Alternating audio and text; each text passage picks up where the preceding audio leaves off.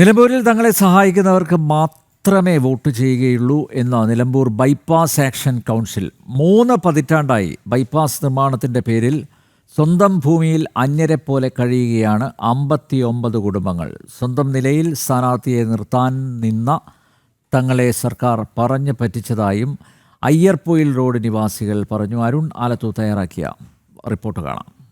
നിലമ്പൂർ ഉപതെരഞ്ഞെടുപ്പ് പോരാട്ടം കനക്കുമ്പോൾ ഒരു പറ്റം ജനങ്ങൾ വലിയ ആശങ്കയിലാണ്. കാലങ്ങളായി തങ്ങൾ വഞ്ചിക്കപ്പെട്ടു എന്നുള്ള ഒരു ദുഃഖം പേറി നടക്കുകയാണ് നിലമ്പൂർ അയ്യാർപൊയിലിലെ ജനങ്ങൾ. 45ഓളം കുടുംബങ്ങളാണ് ഈ അയ്യാർപൊയിൽ മേഖലയിൽ ഉൾപ്പെടെ താമസിക്കുന്നത്. നിലമ്പൂർ ബൈപ്പാസ് 1998 കാലഘട്ടം മുതൽ പറയുന്നതാണ്. മാറി മാറി ഭരിച്ച സർക്കാരുകൾ കൃത്യമായി പറയുന്നതാണ് ഈ ഒരു ബൈപ്പാസ് ഉടൻ തന്നെ നിലമ്പൂരിലെ ഒരു വലിയ ഗതാഗത കുരുക്കിന് പരിഹാരം കണ്ടുകൊണ്ട് അത് യാഥാർത്ഥ്യമാക്കുമെന്ന്. അന്ന് മുതൽ തന്നെ ഈ ബൈപ്പാസ് പോകുന്ന വഴിയിലെ വീടുകളിലും മറ്റുമുള്ള ആളുകളോട് അവരോട് കൃത്യമായി പറഞ്ഞു ഈ ഭാഗത്തു കൂടെയാണ് ഇതിൻ്റെ ബൈപ്പാസ് കടന്നു പോകുന്നത് എന്നുള്ളത്. ഇതോടുകൂടെ തന്നെ ഈ പ്രദേശത്തെ ജനങ്ങൾക്ക് അവരുടെ വീടൊന്ന് നവീകരിക്കാനോ അതല്ലെങ്കിൽ ആ നഷ്ടപരിഹാര തുകയോ ഒന്നും ലഭിക്കാത്ത ഒരു സ്ഥിതിയായി മാറി.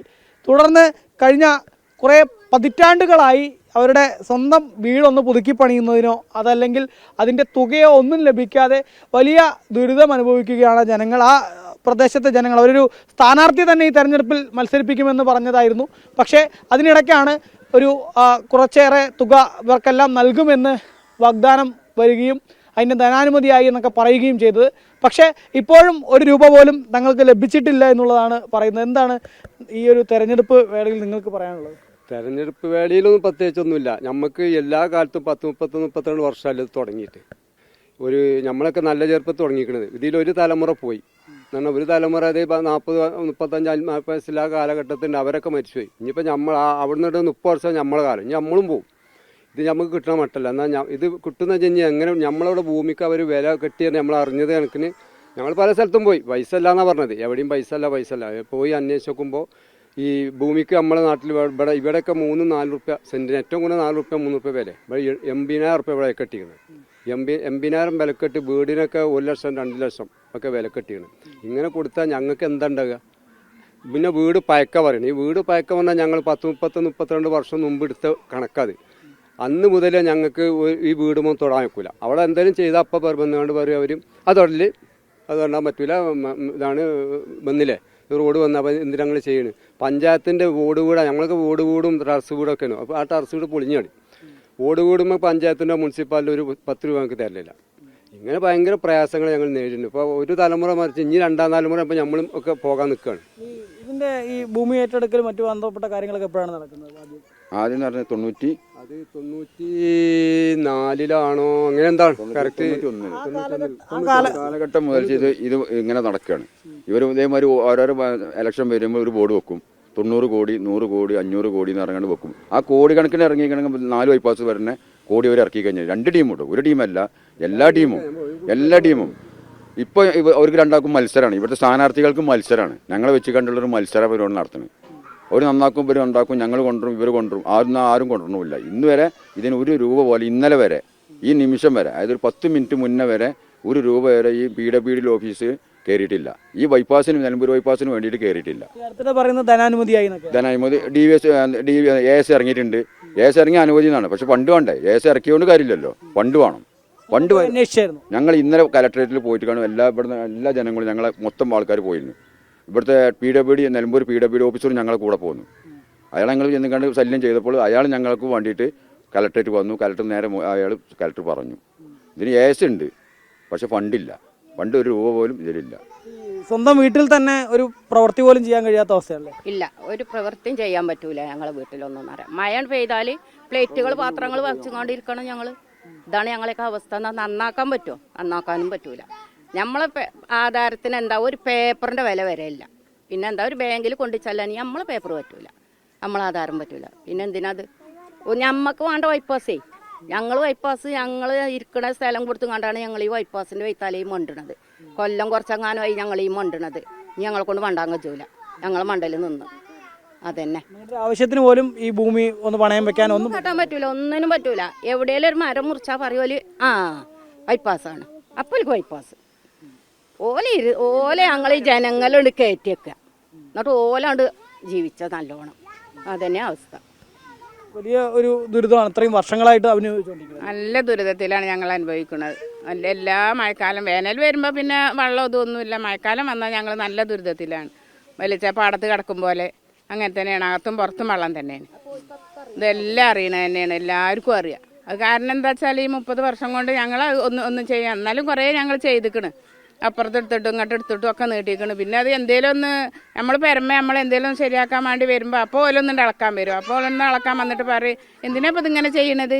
ഇത് നിങ്ങൾക്ക് ബൈപ്പാസ് വരുന്ന ഇതല്ലേ, പിന്നെ ബൈപ്പാസ് പോണതല്ലേ, പിന്നെ ഇതിങ്ങനെ ചെയ്തിട്ട് എന്താ ഇനി ചെയ്യാതെ നിങ്ങൾക്ക് അതിൻ്റെ പൈസ ഒന്നും കിട്ടൂല കേട്ടോ പറയും.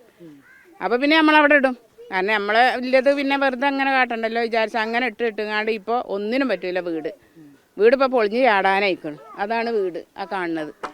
അപ്പോൾ ഒന്നും ചെയ്യാൻ പറ്റില്ല. അങ്ങനത്തെ നല്ല ദുരിതത്തിലാണ് ഞങ്ങൾ. ആ കഷ്ടപ്പാടിൽ തന്നെയാണ് ഞങ്ങൾ നിൽക്കുന്നതും. MLA-മാരോടൊക്കെ എപ്പോഴും പറയാറില്ലല്ലേ നേരത്തെ? MLA-മാരോടും പറഞ്ഞേക്കണം, മന്ത്രിമാരോടും MP-മാരോടും മുഖ്യമന്ത്രിനോടടക്കം ഞങ്ങൾ പറഞ്ഞേക്കണം. മുഖ്യമന്ത്രിൻ്റെ അടുത്തേക്ക് അടക്കം തിരുവനന്തപുരത്തേക്ക് ഞങ്ങൾ പോയിക്കണം. എല്ലാവരും കൂടി ഒരു ബസ് എടുത്ത് പോയിക്കണം. MP-നോട് പറഞ്ഞേക്കണ്, നമ്മളവിടുത്തെ MLA എല്ലാവരും ഉണ്ടായിരുന്നു ഇവിടെ. എല്ലാവരോടും പറഞ്ഞേക്കണം. എല്ലാവരും പോവുകയും ചെയ്തിക്കണം. ഇതൊക്കെ എല്ലാവരും പോയിട്ടും ഒന്നും ഞങ്ങൾക്ക് ഇതുവരെ ഒരു ഉപകാരവും കിട്ടിയിട്ടില്ല. 10 പൈസ ഞങ്ങൾക്ക് കിട്ടിയിട്ടുമില്ല. അങ്ങനെ നിങ്ങളൊരു സ്ഥാനാർത്ഥിയൊക്കെ മത്സരിപ്പിക്കാൻ വേണ്ടി തീരുമാനിച്ചല്ലോ? സ്ഥാനാർത്ഥിനെ മത്സരിക്കാൻ ഞങ്ങൾ തീരുമാനിച്ചിരുന്നു. സ്ഥാനാർത്ഥി അവർ ഫണ്ട് ഇറങ്ങിയിട്ടുണ്ട്. അപ്പോൾ ഞങ്ങൾ ഉദ്ദേശം എങ്ങനെയായിരുന്നു, ഫണ്ട് ഇറങ്ങുന്നില്ല ഞങ്ങൾ സ്ഥാനാർത്ഥിനെ പിൻവലിക്കുന്നുണ്ടായിരുന്നു, വെക്കുന്നില്ല. അതിന് അവർ ഞങ്ങളോട് പറഞ്ഞു ഫണ്ടുണ്ട്. അപ്പോൾ ഞങ്ങൾക്ക് സ്ഥാനാർത്ഥിൻ്റെ ആവശ്യം വന്നില്ല. അപ്പോൾ അവസാനം ഈ ഡേറ്റ് കഴിഞ്ഞപ്പോൾ അവർ ഫണ്ടില്ല എന്ന് പറഞ്ഞു. ഇതാണ് ഞങ്ങൾ ചതിച്ചൊക്കെയാണ് ഇപ്പോൾ അവർ ഞങ്ങളോട് പറഞ്ഞ് അവരെ പറ്റിച്ചൊക്കെയാണ് ഞങ്ങളെ. ഞങ്ങൾക്ക് ഫണ്ടുണ്ട്, എന്താണ് ജൂലൈ ലാസ്റ്റോടെ നിങ്ങളെ ഫണ്ട് വിതരണം ചെയ്യും.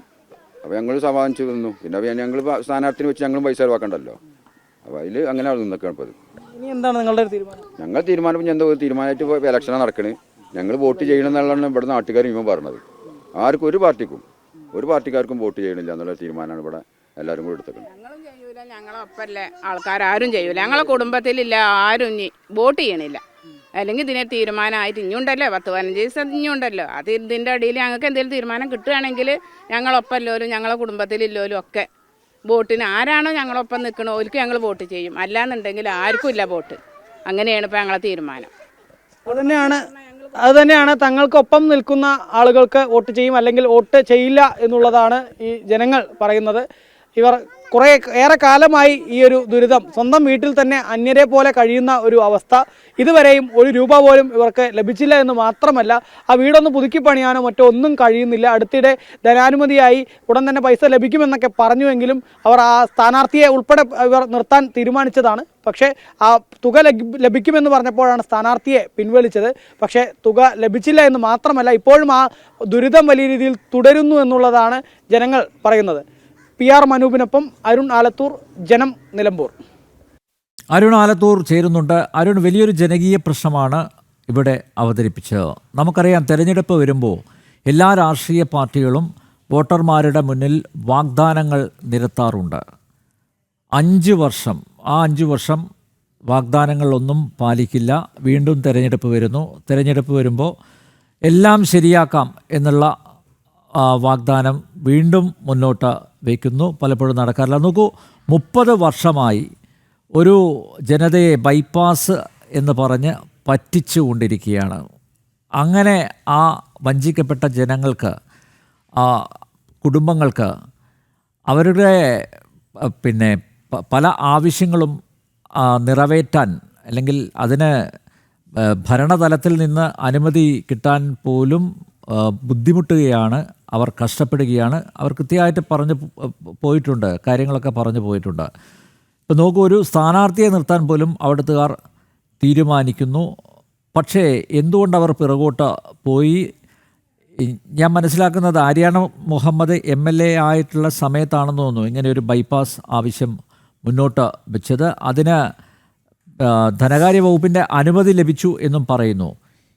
ചുവപ്പ് നാടയുടെ പ്രശ്നം, അത് പരിഹരിക്കപ്പെടാതെ കിടക്കുന്ന നിരവധി പ്രശ്നങ്ങൾ ഉണ്ട്. ചുവപ്പ് നാട തന്നെയാണ് വലിയൊരു പ്രശ്നം. ആ ഫയൽ നീക്കമൊക്കെ ദ്രുതഗതിയിൽ ആക്കും. ഓരോ ഫയലിലും ഓരോ ജീവിതവും ഉണ്ട് എന്ന് പറഞ്ഞത് സംസ്ഥാനത്തിൻ്റെ മുഖ്യമന്ത്രി പിണറായി വിജയനാണ്. പക്ഷേ ഇപ്പോഴും ഇതുപോലുള്ള അസംഖ്യം പ്രശ്നങ്ങളിലൂടെയാണ് കടന്നു പോകുന്നത്? ആരാണ് ഇതിന് തടസ്സം നിൽക്കുന്നത്? എന്തെങ്കിലും നിക്ഷിപ്ത താല്പര്യങ്ങളുടെ അടിസ്ഥാനത്തിലാണോ ഈ ബൈപ്പാസ് നിർമ്മാണം നീണ്ടു പോകുന്നത്? അരുൺ,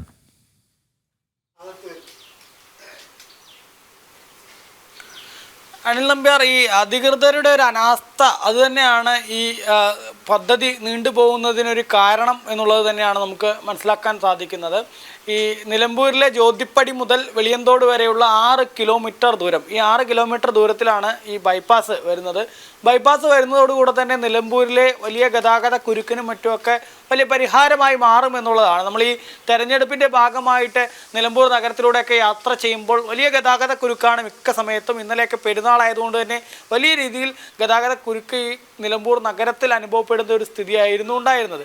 അതുകൊണ്ട് തന്നെ ഇതിനൊക്കെ ഒരു പരിഹാരം കാണുന്നതിന് വേണ്ടിയാണ് ബൈപ്പാസ് എന്നുള്ളത് പദ്ധതി പ്രഖ്യാപിക്കപ്പെടുന്നത്.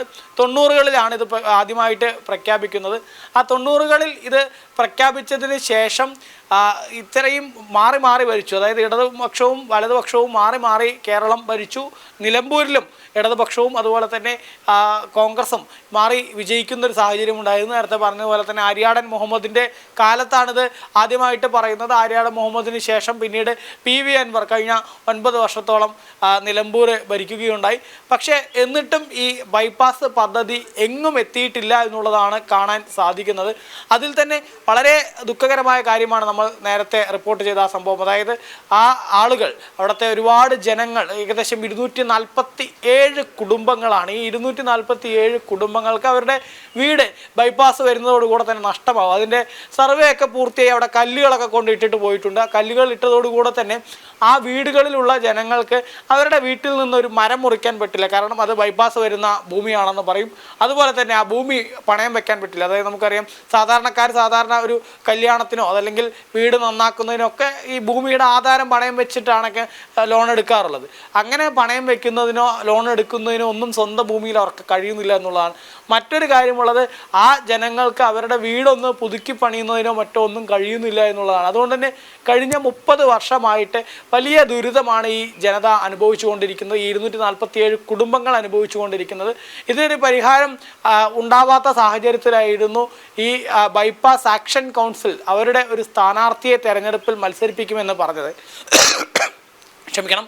അങ്ങനെ അവരുടെ ആ ഒരു സ്ഥാനാർത്ഥിയെ മത്സരിപ്പിക്കുന്നതിന് വേണ്ടിയുള്ള തീരുമാനവുമായിട്ട് മുന്നോട്ട് പോകുന്നതിനിടെയാണ് പെട്ടെന്ന് ഈ ബൈപ്പാസിന് ധനാനുമതിയായി എന്ന് പറഞ്ഞുകൊണ്ട് 200 കോടിയോളം രൂപ ഉടൻ തന്നെ വരും. അതിനുശേഷം ഈ ആളുകൾക്കൊക്കെ അവരുടെ ആ നഷ്ടപരിഹാര തുക, വീടുകളും മറ്റുമൊക്കെ നൽകുന്നവർക്ക് ആ നഷ്ടപരിഹാര തുക ഉടൻ തന്നെ നൽകും എന്നുള്ളതായിരുന്നു പറഞ്ഞിരുന്നത്.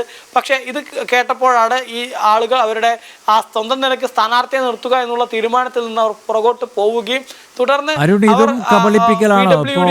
ഓഫീസിൽ കയറി ധനകാര്യ വകുപ്പ് അനുമതി നൽകി 200 കോടി നീക്കിവെച്ചു എന്നൊക്കെ പറയുന്നതും കബളിപ്പിക്കലിൻ്റെ ഭാഗമാണ്. കാരണം തിരഞ്ഞെടുപ്പാണ് നടക്കാൻ പോകുന്നത്. സ്വാഭാവികമായും ഇത്തരം അടവുകൾ ഇറക്കുമെന്ന കാര്യത്തിൽ യാതൊരു സംശയവുമില്ല. ഇതും കബളിപ്പിക്കലിൻ്റെ ഭാഗമാണോ? ഈ പാവപ്പെട്ട ഈ ജനങ്ങൾ ആ ഒരു വാഗ്ദാനം അല്ലെങ്കിൽ ആ ഒരു അറിയിപ്പ് അത് പൂർണ്ണമായും ഉൾക്കൊണ്ടിരിക്കുകയാണോ?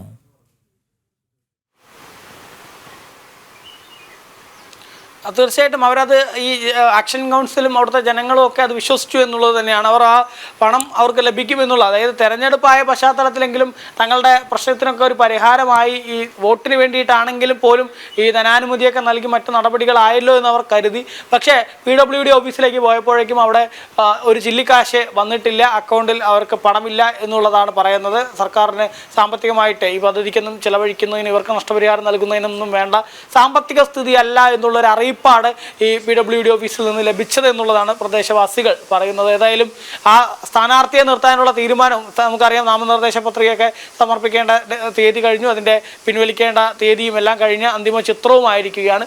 ഇപ്പോൾ നേരത്തെ ഇവർ പറഞ്ഞ ആ സ്ഥാനാർത്ഥിയെ അവർക്ക് നിർത്താൻ കഴിഞ്ഞില്ല എന്ന് മാത്രമല്ല, ഇപ്പോൾ അവർ വലിയ രീതിയിൽ വഞ്ചിക്കപ്പെട്ടിരിക്കുകയാണ് എന്നുള്ളതാണ് അവർ പ്രധാനമായിട്ടും പരാതിയായിട്ട് പറയുന്നത്. ഇനി ഏതായാലും ഈ പ്രശ്നത്തിൽ തങ്ങൾക്കൊപ്പം മാറി നിൽക്കുമെന്നോ അവർക്ക് വോട്ട് ചെയ്യുകയുള്ളൂ നിലമ്പൂരിൽ എന്നുള്ളതാണ് ഈ പ്രദേശവാസികൾ പറയുന്നത്.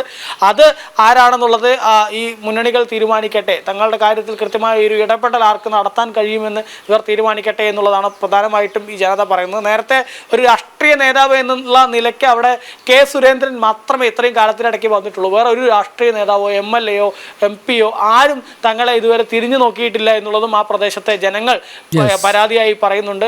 ഏതായാലും ഈ 247ഓളം കുടുംബങ്ങൾ അവരൊരു വലിയ വോട്ട് ബാങ്ക് അല്ലാത്തതിനായി ആയിരിക്കണം ഇതുവരെയും അവരെ തമസ്കരിച്ചു കൊണ്ടേയിരുന്നത്. പക്ഷേ അവർ സമാനതകളില്ലാത്തൊരു ദുരിതമാണ് അനുഭവിച്ചുകൊണ്ടിരിക്കുന്നത്. സ്വന്തം ഭൂമിയിൽ അന്യരെ പോലെ ജീവിക്കുകയാണ് കഴിഞ്ഞ 30 കൊല്ലമായിട്ട് ഈ ജനത.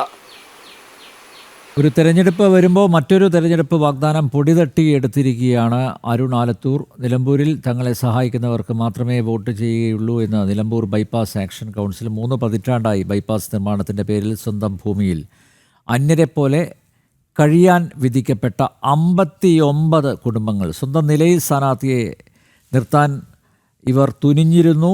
പക്ഷേ സർക്കാർ ഇപ്പോൾ പറയുന്നത് 200 കോടി രൂപ ധനവകുപ്പ് അനുമതി നൽകിയിരിക്കുന്നു എന്ന് പറയുന്നു.